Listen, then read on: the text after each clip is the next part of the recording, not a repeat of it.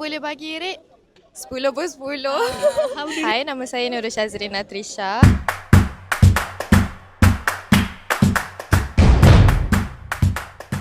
Okay, pada saya, survey dengan ZZI sangat bagus sebab cara ejen tolong saya untuk preparekan dokumen apa semua sangatlah detail dan diorang pun bagi peluang saya untuk sambung Dr. Vet ni sebab saya tak dapat peluang lah untuk sambung dekat Malaysia.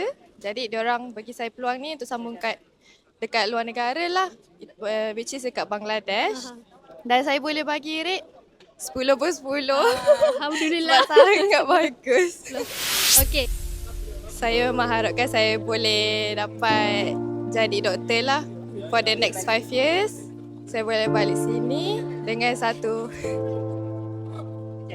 kejayaan. Alah, tak nangis. Saya banggakan mak bapak saya. Ucapan for your parents. I love you. Saya sentiasa mendoakan kejayaan dia. Sentiasa encourage dia, bagi dia semangat walaupun saya berjauhan, insyaAllah. Hati tu berat tapi saya korbankan perasaan saya untuk dia berjaya.